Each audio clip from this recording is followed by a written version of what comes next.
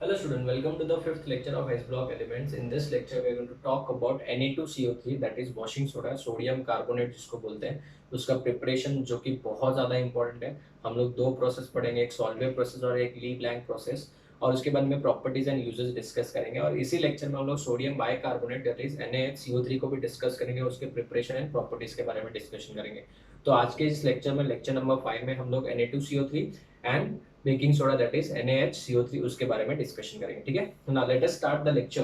We are going to start with washing soda that is Na2CO3। Next compound of sodium is Na2CO3, right. ये compound हमको बनाना सीखना है और इसके प्रॉपर्टीज और यूजेस भी डिस्कस करेंगे, वेरी इंपॉर्टेंट। NaOH के ऊपर हम लोग ने पूरा लेक्चर नंबर 4 लिया था स्टूडेंट्स। आई होप आपको एक एक चीज़ समझ में आ गई होगी। अगर आपने नोट्स अच्छे से मेंटेन किया तो डेफिनेटली आपको ईजी लगेगा। उसको बार बार रिवाइज करिएगा, टाइम टाइम पे रिवाइज करिएगा। इनऑर्गेनिक पढ़ने का एक ही सिंपल तरीका है, अगर आप क्विक रिवीजन करोगे बार बार, अगर सपोज एक हफ्ते में एक बार भी रिवीजन करोगे तो ही आपको ईजी लगेगा। आपने देखा होगा सबसे पहले मैंने इनऑर्गेनिक को ही टारगेट किया है, क्योंकि इनऑर्गेनिक बेटा आपका बाद में रिवीजन बहुत चाहिए होता है। तो इस वजह से अगर आप स्टार्टिंग में पढ़ोगे फिर बार बार रिवाइज करोगे तो आपको बहुत टाइम तक याद रहेगा, और इनऑर्गेनिक के क्वेश्चन आपके बहुत ही कम टाइम लेने वाले हैं। इस वजह से बेटा हम लोग इनऑर्गेनिक को पहले वाइंड अप कर रहे हैं। ठीक है ना। Na2CO3 की अगर हम लोग बात करें प्रिपरेशन में, बेटा हम लोग दो मेथड डिस्कस करने वाले हैं। एक है ली ब्लैंक प्रोसेस और एक है बेटा सॉल्वे प्रोसेस। दोनों इंपॉर्टेंट है, बट सॉल्वे प्रोसेस बहुत ज़्यादा इंपॉर्टेंट है। इसके ऊपर बहुत बार क्वेश्चंस मैंने देखे हैं। ठीक है, Leblanc process is also very very important, but Solvay process उससे कई गुना ज़्यादा इंपॉर्टेंट है। ठीक है, तो हम लोग सबसे पहले ली ब्लैंक प्रोसेस ही खत्म करते हैं। ली ब्लैंक प्रोसेस, ली ब्लैंक प्रोसेस बेटा क्या है? Na2CO3 बनाने का एक मेथड है। ठीक है ना। सपोज हम लोग ली ब्लैंक प्रोसेस से स्टार्ट करते हैं, तो सबसे पहले हम लोग यूज करेंगे रॉ मटेरियल। जो रॉ मटेरियल हम लोग यूज करने वाले हैं इस प्रोसेस में वो कौन कौन से हैं? रॉ मटेरियल्स यूज्ड आर, सबसे पहले NaCl यूज होता है, उसके बाद में H2SO4 यूज होगा, इसमें कोक भी यूज होता है, एंड कैल्शियम कार्बोनेट भी यूज होता है दैट इज CaCO3। CaCO3। ठीक है, तो हम लोग स्टेप बाय स्टेप पढ़ेंगे। इसमें 3 स्टेप्स है बच्चों। स्टेप नंबर 1, सबसे पहला जो स्टेप है वो है conversion of NaCl to Na2SO4, जिसको सॉल्ट केक भी बोलते हैं, Na2SO4। तो NaCl का कन्वर्जन करना किसमें? Na2SO4 में कन्वर्जन करना है। तो सबसे पहला स्टेप है NaCl का रिएक्शन अगर हम लोग H2SO4 के साथ कर दें तो बच्चों ये 2 स्टेप में हो जाएगी। पहले बनेगा सोडियम हाइड्रोजन सल्फेट, आप चाहो तो डायरेक्टली भी लिख सकते हो, प्लस HCl, और फिर इस रिएक्शन को, इसका जो प्रोडक्ट मिला है इसका वापस रिएक्शन करवाया जाता है किसके साथ? NaCl के साथ। तो बेटा हमको मिलता है सोडियम सल्फेट, जिसको सॉल्ट केक भी बोलते हैं। तो Na2SO4 प्लस क्या मिलेगा यहाँ पे? एक और HCl मिल जाएगा आपको। Is it clear? बिकॉज ये एक एसिडिक सॉल्ट था। नाउ ये फर्स्ट स्टेप हो गया। सेकेंड स्टेप में, स्टेप नंबर 2 में हम लोग क्या करेंगे? स्टेप 2 में conversion of salt cake that is Na2SO4 into black ash. अब ये ब्लैक ऐश क्या होता है वो मैं आपको बताता हूँ, ध्यान देना, इंपॉर्टेंट स्टेप है, ध्यान देना। अगर हम लोग Na2SO4 का रिएक्शन करवाते हैं इसके साथ, CaCO3 के साथ एंड कोक के साथ, कोक मतलब कार्बन। ठीक है, तो Na2SO4 का रिएक्शन करवाया जाता है Coke and carbon and CaCO3 that is आपका कन्वर्जन था। ये भी क्या लिख रहा हूँ, ध्यान मेरा इधर है, इधर लिख रहा हूँ मैं। प्रेजेंटेशन बहुत ज़्यादा मुझे चाहिए, परफेक्ट चाहिए। Conversion of what? Na2SO4 into black ash. तो इन दोनों का जब रिएक्शन, इन तीनों का जब रिएक्शन किया जाता है दैट इज क्या है? ये आपका सॉल्ट केक का रिएक्शन किसके साथ? Calcium carbonate that is limestone and Coke के साथ जब इसको हीट किया जाता है, क्या किया जाता है? हीट। तब इन तीनों को जब हीट किया जाता है तो बच्चों यहाँ पे ये 4 कार्बन मिलके 4 ऑक्सीजन के साथ 4 CO बना देंगे। सबसे पहली बात तो ये बराबर है, और उसके बाद में ये Na2 यहाँ के CO3 के साथ कंबाइन होकर क्या बना देगा? Na2CO3, और इसके साथ में बच जाएगा कैल्शियम और सल्फर, तो कैल्शियम सल्फाइड। इन दोनों के मिक्सचर को ही हम लोग बोलते हैं ब्लैक ऐश। CO तो गैस के फॉर्म में निकल जाएगा, इसको क्या बोलते हैं? Black ash, and it contains 45%, approximately 45% what? Na2CO3 होता है इसमें से। अभी हमारा टारगेट क्या है, इसको बेटा हमको एक्सट्रैक्ट करना है और कैल्शियम सल्फाइड को यहाँ से निकालना है। तो step number final, that is third step, step number 3 is recovery of what, Na2CO3, बराबर है, क्योंकि ये दोनों साथ में है ना बच्चों, तो इसमें से कैल्शियम सल्फाइड को हमको सेपरेट करना पड़ेगा। तो इस मास को हम लोग एक्सट्रैक्ट करते हैं विद वाटर। वाटर के अंदर क्या होगा बच्चों, ये तो डिसॉल्व हो जाएगा Na2CO3, but calcium sulphide dissolve नहीं होगा। So the black ash is extracted with water, इसमें दो केस होंगे। Na2CO3 जो है वो क्या हो जाएगा, डिसॉल्व हो जाएगा, बराबर है, और कैल्शियम सल्फाइड जो है वो बेटा क्या है, इनसॉल्युबल है। इनसॉल्युबल है तो इसको फिल्टर करके सेपरेट कर देंगे। फिल्टर करके सेपरेट करोगे तो जो फिल्ट्रेट आएगा, फिल्ट्रेट के अंदर, बराबर है, रेसिड्यू तो वहां से चला गया। फिल्ट्रेट को बेटा हम लोग क्या करेंगे, ड्राई करेंगे, हाँ, और इवेपोरेट करेंगे। इवेपोरेट करने से हमको बेटा सॉलिड क्या मिलेगा बेटा, Na2CO3 मिलेगा। So this is the method also known as Leblanc process. इस प्रोसेस से बेटा हमने क्या बना दिया, Na2CO3। एक बार वापस से देख लीजिए, रॉ मटेरियल जो यूज होते हैं, नाम बहुत इंपॉर्टेंट है बेटा, ऐसे ही क्वेश्चन पूछ लिया, by which of the following process, आप पढ़ के गए सॉल्वे प्रोसेस, सुनो मेरी बात, आप सब पढ़ के गए सॉल्वे प्रोसेस और क्वेश्चन एग्जाम में आ गया, by which of the following method Na2CO3 can be prepared, और वहां पे सॉल्वे प्रोसेस है ही नहीं, ठीक है, तो हो गया फिर हमारा तो कल्याण बेटा। तो बेटा इस वजह से याद रखना, ली ब्लैंक प्रोसेस नाम भी इंपॉर्टेंट है, और इसमें क्या क्या रॉ मटेरियल यूज होता है वो भी एमसीक्यू में पूछे जाते हैं। तो step number 1 conversion of NaCl to salt cake, step number 2 conversion of salt cake into black ash. Black ash क्या होता है वो भी पूछ लेते हैं, बहुत बार पूछ लेंगे। The formula of black ash is nothing but what, Na2CO3 plus calcium sulphide, right. और लास्ट में आता है रिकवरी ऑफ व्हाट, Na2CO3, कैसे रिकवरी करेंगे, विद वाटर, बिकॉज Na2CO3 तो पानी में डिसॉल्व हो जाएगा, बट कैल्शियम सल्फाइड पानी में डिसॉल्व नहीं होगा। So this process is known as Leblanc process. अभी हम लोग एक और मेथड पढ़ेंगे, Solvay process, which is much more important than this method. इसका फोटो लो, फिर मैं आपको सेकंड प्रोसेस सिखाता हूं। Okay student, so the second process is Solvay process. Solvay process बहुत ज़्यादा इंपॉर्टेंट है, इसके अंदर बहुत सारे क्वेश्चन मैंने देखा है। इस प्रोसेस का दूसरा नाम है बेटा अमोनिया सोडा प्रोसेस, ठीक है ना। तो कभी सॉल्वे प्रोसेस नाम देखे ये दे दे तो बेटा दोनों का मीनिंग क्या है, सेम ही है। इसका दूसरा नाम क्या है, अमोनिया सोडा प्रोसेस, ठीक है। सबसे पहले हम लोग डिस्कशन करेंगे कि इसके अंदर रॉ मटेरियल कौन कौन से हैं, रॉ मटेरियल्स यूज्ड, ठीक है।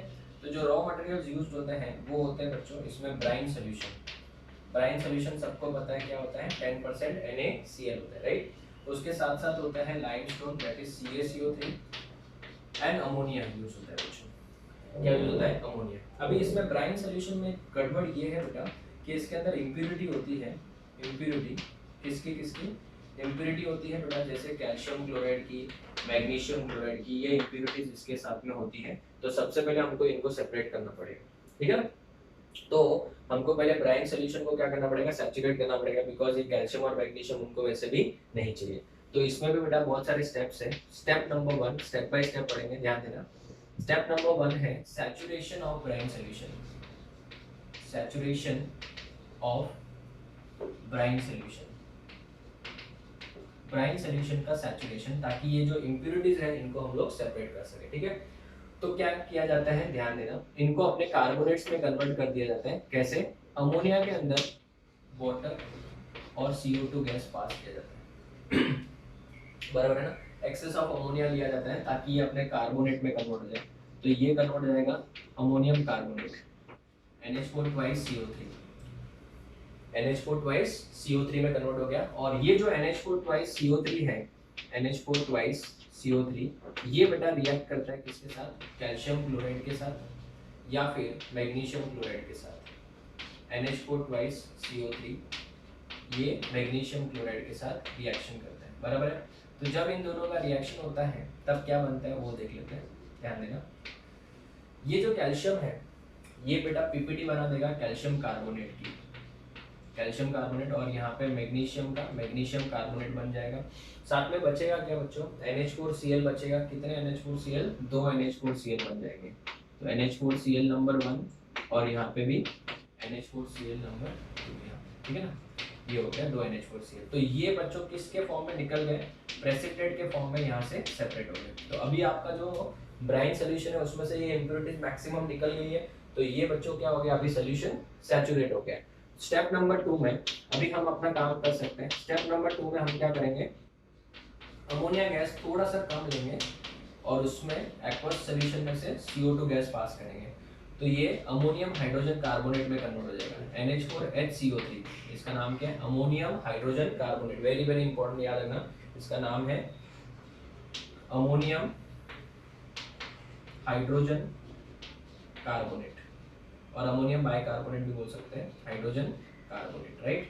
अभी हम क्या करेंगे, इसका रिएक्शन हमारे ब्राइन सॉल्यूशन मतलब NaCl सैचुरेटेड ब्राइन सॉल्यूशन के साथ कराएंगे। तो अगर मैं NaCl के साथ इसका रिएक्शन करवा दूं तो डेफिनेटली अपना क्या होगा बच्चों, यहाँ पे सिर्फ आयन एक्सचेंज रिएक्शन हो जाएगा, NH4HCO3, ठीक है ना। तो ये NH4 किसके साथ चला जाएगा, Cl के साथ, और यहाँ पे मिलेगा आपको baking soda, that is NaHCO3, साथ में मिलेगा आपको NH4Cl। तो NH4Cl में अपना अमोनिया, उसका रिकवरी अपन पढ़ेंगे बाद में, बट यहाँ पे आपको मिल गया क्या बेटा, NaHCO3, और ये कंपाउंड जो है वो क्या है, इनसॉल्युबल है। और इनसॉल्युबल है तो क्या हो जाएगा बच्चों, क्या हो जाएगा बताओ, प्रेसिपिटेट हो जाएगा, और प्रेसिपिटेट हो जाएगा तो क्या हो जाएगा, सेपरेट कर सकते हैं। तो can be separated by filtration, इसको फिल्टर करके अपन सेपरेट कर सकते हैं। सर सेपरेट करने के बाद क्या करते हैं, इसका सेपरेट करने के बाद की स्टेप भी बताता हूँ, ध्यान देना। सेपरेट करने के बाद स्टेप नंबर 3 में हम क्या करेंगे, इस NaHCO3 को हीट करेंगे। तो ये इसका हीटिंग इफेक्ट भी आएगा नेक्स्ट टॉपिक के अंदर। हम लोग जब सोडियम बाइकार्बोनेट पढ़ेंगे तो हीटिंग इफेक्ट भी हो जाएगा इसका। तो जब इसको हीट किया जाता है तब ये आपको देता है Na2CO3 प्लस H2O, बराबर। Na2CO3 प्लस H2O, जरा देखो रिएक्शन बैलेंस है कि नहीं है, बैलेंस नहीं है, एक CO2 भी आ जाएगा।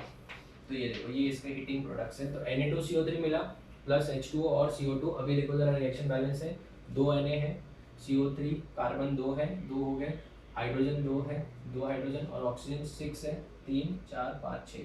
तो ये हो गया आपका Na2CO3 मिल गया यहाँ से बच्चों।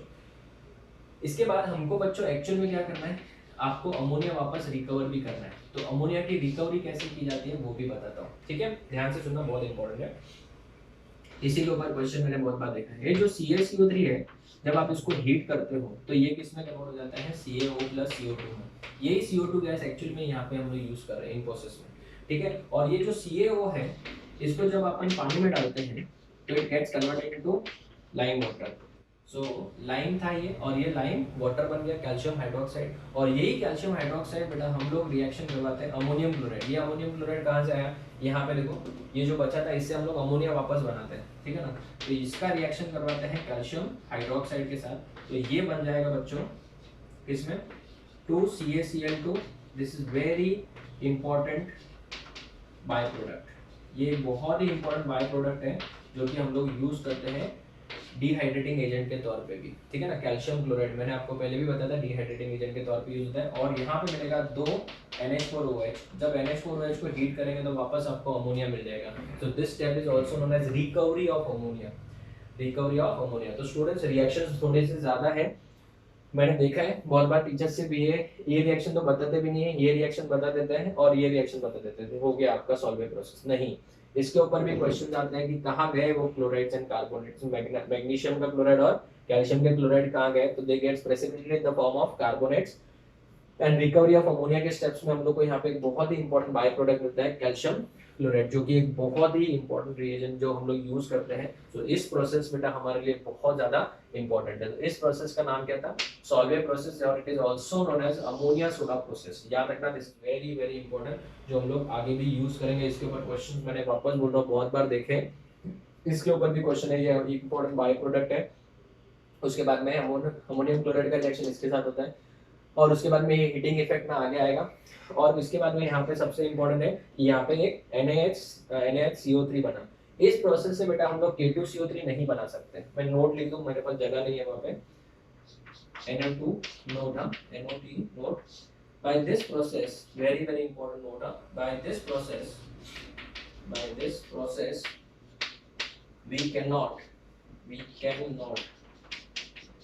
prepare K2CO3। सर क्यों नहीं बना सकते? because सबसे बड़ा problem, because KHCO3 is soluble। यही इसका रीजन है। KHCO3 क्या है बच्चों? सॉल्युबल। अभी आप बोलोगे सर हमको तो Na2 K2CO3 बनाता है, हमको KHCO3 से क्या लेना देना? स्टेप्स देख के आओ, देखते हो यहाँ पे पहुंचो। KHCO3 अगर आप K2CO3 बनाओगे तो यहाँ पे क्या बनेगा? KHCO3 बनेगा। और जब यहाँ पे KHCO3 बनेगा तो मैं यहाँ पे क्या बोलूंगा? ये तो बेटा सॉल्युबल है। तो KHCO3 अगर सॉल्युबल है तो इन दोनों को सेपरेट कर ही नहीं पाओगे, और सेपरेट नहीं कर पाओगे तो आप K2CO3 कभी मिलेगा नहीं। तो स्टूडेंट्स डू रिमेंबर, इस मेथड से हम लोग सॉल्वेंट प्रोसेस से क्या नहीं बना सकते? K2CO3 नहीं बना सकते। बहुत इंपॉर्टेंट है। एक तो K2CO3 नहीं बना सकते, और इसमें एक इंपॉर्टेंट साइड प्रोडक्ट बनता है, वो है बच्चों आपका कौन सा? CaCl2, जो कि बहुत ही इंपॉर्टेंट रिएजेंट है, बिकॉज ये बहुत ही सस्ता मेथड है जिससे हमको CaCl2 मिल जाता है, और ये एक अच्छा डिहाइड्रेटिंग एजेंट के तौर पे यूज होता है। तो इसका फोटो लो, फिर हम लोग प्रॉपर्टीज ऑफ Na2CO3 स्टार्ट करते हैं।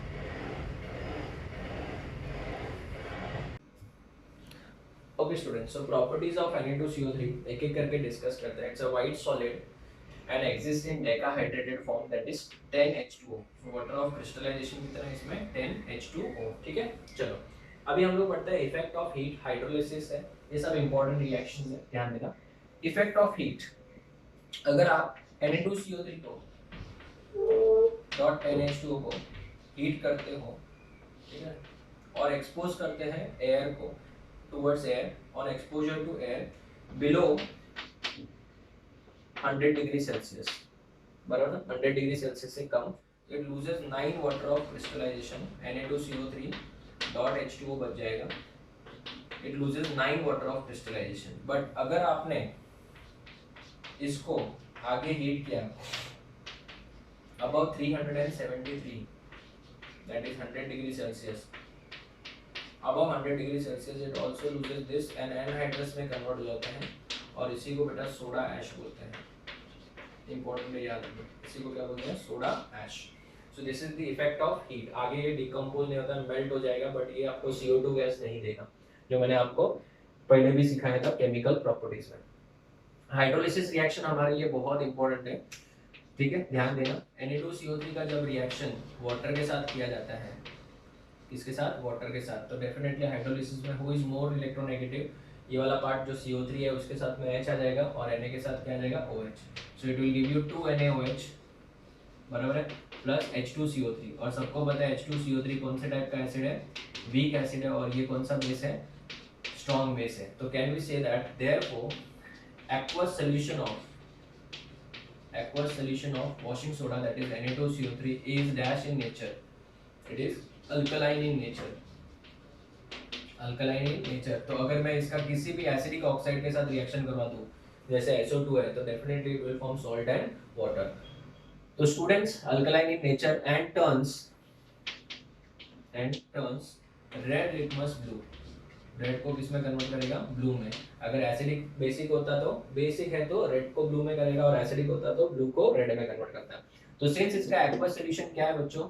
अल्कलाइन इन नेचर है, तो डेफिनेटली SO2 क्या है? एसिडिक ऑक्साइड है, तो उसके साथ रिएक्शन करके सॉल्ट तो बनेगा ही बनेगा। तो अगर मैं Na2CO3 का रिएक्शन, वेरी इंपॉर्टेंट, SO2 के साथ कर दूं, तो सबसे पहली बात तो SO2 जो है इसमें सल्फर किस ऑक्सीडेशन स्टेट में है? +4 में है। किसमें?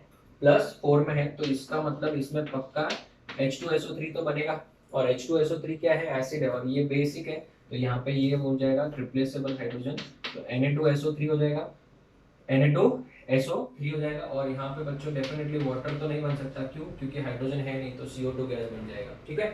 हाँ, अगर इसी के अंदर में अगर एक और रिएक्शन जो बहुत इंपॉर्टेंट है Na2SO3 का, Na2SO3 का, इसका रिएक्शन अगर सल्फर के साथ करवा दो, फर्दर सल्फर के साथ, तो ये कन्वर्ट हो जाएगा, जो मैंने आपको पहले भी सिखाया था DNA ब्लॉक में, हाइपो। ये हाइपो में कन्वर्ट हो जाएगा, sodium thiosulphate. Very very important reaction, ठीक है ना।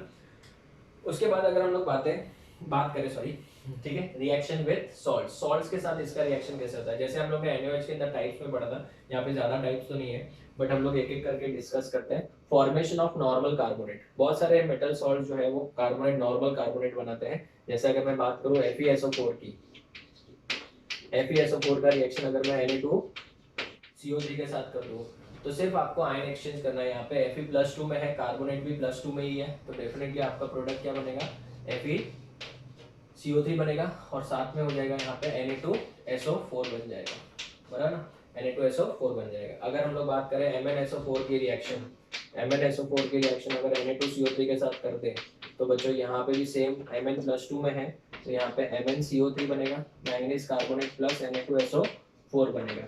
अगर मैं यहाँ पे सिल्वर नाइट्रेट ले लूँ, समझो सिल्वर नाइट्रेट एक नाइट्रेट वाला एग्जांपल लेते हैं, इसका रिएक्शन अगर Na2CO3 के साथ करवा दे, तो यहाँ पे क्या बनेगा, सिल्वर कार्बोनेट, बट सिल्वर का वैलेंसी कितना होता है, 1 होता है, कार्बोनेट का 2 होता है, तो ये बना देगा आपका Ag2CO3 प्लस यहाँ पे क्या बनेगा, NaNO3, ठीक है ना, तो NaNO3 यहाँ पे बन जाएगा। इस तरीके से बेटा आपका प्रोडक्ट बन जाएगा। So this is your type 1 की रिएक्शन। टाइप 2 के अंदर हम लोग और डिस्कस करते हैं, इसका फोटो लो फिर आगे बढ़ते हैं। Okay students, so type 2 formation of basic carbonates, ठीक है, इसके बारे में डिस्कशन करते हैं, ठीक है ना। 4 एलिमेंट्स आपको याद रखना है, Zn, कॉपर, Zn याद रखना है, कॉपर याद रखना है, मैग्नीशियम याद रखना है, और Pb। ये 4 ही मेटल्स हैं जो याद रखना है Na2CO3 के साथ में क्या बनाता है, बेसिक कार्बोनेट्स। बहुत ज्यादा इंपॉर्टेंट है, मैं आपको रिएक्शन लिख के बताता हूँ, ध्यान दीजिएगा। ZnSO4 का रिएक्शन अगर आप Na2CO3 के साथ करते हो, ठीक है ना, ZnSO4 का रिएक्शन अगर आप Na2CO3 के साथ करते हो in the presence of water, मैं पूरा रिएक्शन नहीं लिख रहा हूँ, इंपॉर्टेंट आपको खाली प्रोडक्ट याद रखना है। It gives you ZnCO3 dot ZnOH twice. ये क्या है बेटा, बेसिक कार्बोनेट हो जाएगा। क्यों बेसिक, क्योंकि OH आ गया और कार्बोनेट है, तो ये एक बेसिक कार्बोनेट बना देगा। ऐसा आप किसका भी ले लो इसमें से, तो सब में बेटा एक सेम ही प्रोडक्ट आने वाला है। जैसे मैं अगर बात करूँ और एक एग्जांपल CuSO4 की बात करें, no need to write the complete reaction, just remember the product Na2CO3 and H2O के साथ, तो ये क्या बनेगा, CuCO3 डॉट CuOH ट्वाइस। इसी तरीके से अगर हम लोग बात करें किसकी बेटा, मैग्नीशियम की बात करें, MgSO4 की बात करें, ठीक है ना, तो इसका भी रिएक्शन अगर हम लोग इसके साथ कर दें तो आपको क्या मिलेगा, MgCO3 बनेगा डॉट MgOH ट्वाइस। ये सब इंपॉर्टेंट रिएक्शन है बच्चों। एक चलो थोड़ा डिफरेंट ले लेते हैं, इसमें लेड एसिड ले लेते हैं, CH3CO ट्वाइस Pb। अगर मैं इसका भी रिएक्शन किसके साथ करूँ, इसके साथ, तभी भी यहाँ पे आपको क्या मिलेगा, PbCO3 मिलेगा डॉट PbOH ट्वाइस, ठीक है ना। बेसिकली ये +2 सॉल्ट्स हो गए। तो ये याद रखना, Zn, Cu, Mg and Pb, ये 4 ही मेटल्स ऐसे हैं जो बेटा बेसिक कार्बोनेट बनाते हैं, बाकी कोई नहीं। हाँ, इसमें एक पॉइंट इंपॉर्टेंट है, कार्बोनेट्स ऑफ Fe+3 याद रखना, Al+3 एंड SN4+, ये डज नॉट एग्जिस्ट है। क्यों, क्योंकि जैसे ये बनेंगे बेटा on the spot they will break up into oxides, ये बेटा अपने ऑक्साइड्स में कन्वर्ट हो जाएंगे। जैसे मैं अगर आपको बता दूं, AlCl3 का रिएक्शन अगर आपने रिएक्शन करवा दिया किसके साथ, Na2CO3 के साथ, ठीक है ना, तो यहाँ पे क्लोरीन कितने, 6 है, 3 है, सोडियम 2 है, तो डेफिनेटली यहाँ पे 2 आएगा, यहाँ पे 3 और यहाँ पे 2 आ जाएगा, क्लोरीन और ये दोनों सेम हो जाएगा, सो 6 NaCl बनेगा यहाँ पे, और यहाँ पे बनेगा एल्यूमिनियम का कार्बोनेट। अभी तो आपने बोला था सर एल्यूमिनियम का कार्बोनेट जो होता है स्टेबल नहीं होता है, हाँ, तो मैं ये तो बोल रहा हूँ ना, ये जैसे बनेगा बेटा on the spot it will break up into Al2O3 and it will give you CO2 gas. तो याद रखना, दिस इज हाईली अनस्टेबल, ये हाईली अनस्टेबल है, इस वजह से ब्रेक होकर बेटा अपने ऑक्साइड में कन्वर्ट हो जाएगा। तो MCQ में क्वेश्चन आ गया, carbonates of which of the following does not exist. Fe का +3 का कार्बोनेट नहीं बनता है, तो FeCl3 कार्बोनेट नहीं बनाएगा, उसके बाद में कार्बोनेट बनाएगा तो वापस ब्रेक हो जाएगा। उसके बाद में अगर इसकी बात करें तो ये भी नहीं, और SN4+ ये भी नहीं। ये बहुत इंपॉर्टेंट क्वेश्चन है जो एंट्रेंस एग्जाम में आता है। लास्ट में अगर हम लोग बात करें Na2CO3 के यूजेस के, so it's a waste of time, एक बार फिर भी रीड कर लेते हैं। वाटर सॉफ्टनिंग, अगर आपने हाइड्रोजन चैप्टर देखा है तो मैंने वहाँ पे वाटर सॉफ्टनिंग में वॉशिंग सोडा मेथड बताया था टेम्पररी हार्डनेस को निकालने के लिए, ठीक है। ये कार्बोनेट्स, बाइकार्बोनेट्स को कार्बोनेट्स में कन्वर्ट कर देता है। लॉन्ड्री में वॉशिंग के लिए तो यूज करते हैं, वॉशिंग सोडा नाम है ये इंपॉर्टेंट है। Mixture of Na2CO3 and K2CO3 को जो बेटा है हम लोग फ्यूजन मिक्सचर बोलते हैं। क्यों? Because it is used in the quantitative analysis of standardised acid solution. जो एसिड सॉल्यूशन होता है उसके क्वांटिटेटिव एनालिसिस में यूज होता है। It is used in the preparation of soap, glass and caustic soda. जो इसके पहले हम लोग ने लेक्चर लिया था, लेक्चर नंबर 4 कॉस्टिक सोडा, उसमें मैंने आपको मेथड से सिखाए थे Na2CO3 से कैसे बनाया जाता है। उसमें दो मेथड थे हमारे, एक तो कौन सा था, गोसैक प्रोसेस और एक था लोविक्स प्रोसेस, ठीक है। And it is also used in petroleum refining. तो पेट्रोलियम रिफाइनिंग में भी ये यूज होता है। तो this is the entire whole and sole theory of Na2CO3। अभी इसी लेक्चर में हम लोग NaHCO3 को भी कंटिन्यू करेंगे। तो आप लोग इसका फोटो लो, फिर NaHCO3 वो एज कंपेयर टू दिस छोटा ही है, ज्यादा बड़ा नहीं है, उसको भी कंप्लीट करते हैं, फिर हम लोग स्टॉप करेंगे। इसका फोटो लो, फिर आगे बढ़ते हैं। Okay student, so NaHCO3 as compare to Na2CO3 and NaOH बहुत ही छोटा है, एक ही बोर्ड में हमारा कंप्लीट हो जाएगा। ध्यान दीजिए, NaHCO3 जिसको हम लोग क्या बोलते हैं, baking soda. Baking soda, baking soda जो है उसका प्रिपरेशन, प्रॉपर्टीज एंड यूज एक ही बोर्ड में खत्म हो रहा है, ध्यान देना। प्रिपरेशन में हमारे पास एक ही मेथड है, दैट इज Na2CO3 के एक्वस सॉल्यूशन में से CO2 गैस पास कर दो, तो ये आपको दे देगा बेटा 2 NaHCO3। रिएक्शन बैलेंस्ड है, 2 NaHCO3, ठीक है, ये आपको मिल जाएगा ना। अगर प्रॉपर्टीज की बात, एक ही मेथड ऑफ प्रिपरेशन था, ठीक है। प्रॉपर्टीज की बात करें तो हाइड्रोलिसिस और हीटिंग इफेक्ट हमारे लिए इंपॉर्टेंट है।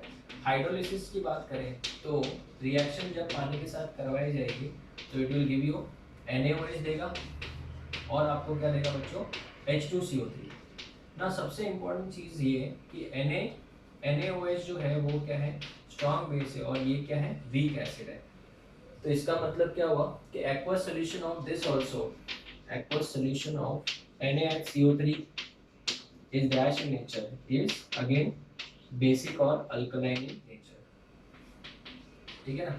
और ये भी बच्चों क्या करेगा, रेड लिटमस पेपर को किस में टर्न करेगा, ब्लू में करेगा, ठीक है ना। इंपॉर्टेंट है, याद रखना। अगर हम लोग बात करें हाइड्रोलिसिस के बाद में हीटिंग इफेक्ट की, तो हीटिंग इफेक्ट हम लोग ऑलरेडी बच्चों Na2CO3 में पढ़ चुके हैं, ठीक है। सॉल्वेट प्रोसेस में जब हमने इसको हीट किया था तब हमको क्या मिला था, Na2CO3 मिला था, साथ में H2O और CO2 गैस फॉर्म हुआ था। तो ये हीटिंग इफेक्ट हम लोग ऑलरेडी पढ़ चुके हैं ना। एम्फोटेरिक नेचर का मतलब क्या है वो हम लोग पढ़ते हैं बच्चों। अगर मैं बात करूं HCO3 माइनस की, किसकी, HCO3 माइनस की, इसका नाम क्या है, बाइकार्बोनेट आयन, ठीक है ना। अगर मैं Na को हटा दूं, वैसे भी आयनिक बॉन्ड है, Na को हटा दूं तो ये बेटा दोनों का काम कर सकता है, ये बेस का भी काम कर सकता है और एसिड का भी काम कर सकता है। सर हमको कैसे पता चलेगा किसका काम कर रहा है, किसके साथ रिएक्शन हो रही है उससे डिपेंड करता है।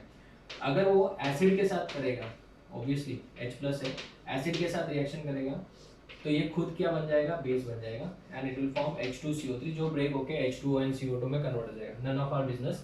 बट अगर वो बेस के साथ रिएक्ट कर रहा है, बेस, तो बच्चों वो क्या बना लेगा, यहाँ से H ले लेगा, राइट ना, क्योंकि ये भी तो एसिडिक हाइड्रोजन ही है, तो ये वाटर बनेगा और ये कार्बोनेट्स में कन्वर्ट हो जाएगा, CO3 प्लस H2O में। तो इसका मतलब इसके अंदर कौन सा नेचर है स्टूडेंट्स, एम्फोटेरिक नेचर है, एम्फोटेरिक नेचर। बट इसका मतलब it can act as both acid as well as base ना। NaHCO3 की uses, it is used in the making of baking powder. अभी बहुत सारे स्टूडेंट्स कंफ्यूज होते हैं कि सर बेकिंग सोडा और बेकिंग पाउडर में क्या डिफरेंस है। तो याद रखना, बेकिंग सोडा जो है एक पार्ट ऑफ बेकिंग पाउडर है। बेकिंग पाउडर में सिर्फ NaHCO3 नहीं होता, उसके अलावा भी बहुत सारे कंपाउंड्स होते हैं। जैसे अगर हम लोग बात करें potassium hydrogen tartrate, tartaric acid सुना होगा, तो पोटेशियम हाइड्रोजन टार्टरेट होता है, उसके साथ में बेकिंग सोडा होता है। तो baking soda along with potassium hydrogen tartrate is known as baking powder. इसके अलावा भी बहुत सारे कॉम्बिनेशंस होते हैं, but this is you have to remember, ठीक है। अगर बात करें तो स्कूल सेक्शन में पढ़ा होगा, it is also used in the fire extinguisher. Fire extinguisher में कहाँ यूज होता है, कैसे यूज होता है वो देखना। तो देख लो कि बेकिंग सोडा का रिएक्शन, फायर एक्सटिंग्विशर का जो रेड कलर का सिलेंडर होता है उसमें H2SO4 भी होता है और बेकिंग सोडा भी होता है। जैसे आप उसको नॉब को प्रेस करते हो तो ये कैप्सूल फूट जाता है H2SO4 का, और इसके अंदर जो लिक्विड होता है वो NaHCO3 के ऊपर गिरता है, और यहाँ पे बनता है Na2SO4 plus H2O plus CO2। और ये जो CO2 गैस है वो प्रेशर के साथ बाहर आती है, और CO2 गैस जो है वो क्या है बच्चों, वो फायर के ऊपर एक ब्लैंकेट बना देती है। ब्लैंकेट बनाएगी तो वो एयर और फायर का कांटेक्ट क्या कर देगी, तोड़ देगी, और इस वजह से फायर क्या हो जाएगी, एक्सटिंग्विश हो जाएगी, मतलब it is used in fire extinguisher. It is also used in making efflorescent drinks. आपने देखा होगा जैसे इनो है, एंटासिड पता होगा, बहुत सारे जैसे केमिकल्स होते हैं जिसको जैसे पानी में डालोगे दे गिव आउट गैसेस और पूरा ऐसे बबल आउट हो जाता है बाहर, तो एफ्लोरेसेंट ड्रिंक्स बोलते हैं उनको। एंटासिड में तो डेफिनेटली हम लोग यूज करते ही हैं किसको, बेकिंग सोडा को, बिकॉज आपने देखा होगा जैसे ही इसको इनो को या फिर एंटासिड मतलब वही होता है ना बेटा जो एसिडिटी को कम करे, तो जैसे इसको पानी में डाला जाता है immediately it gives out CO2 gas. ठीक है, तो स्टूडेंट्स ये है आपका पूरा का पूरा preparation, properties and uses of baking soda. Next lecture में हम लोग कैल्शियम के कंपाउंड्स के बारे में बात करेंगे। कैल्शियम के बारे में बहुत सारे कंपाउंड्स हैं, उसके जिप्सम है, उसके बारे में POP क्या होता है, वो सब एक ही लेक्चर में हम लोग ट्राई करेंगे। So next lecture will continue with the compounds of calcium. Till then thank you students.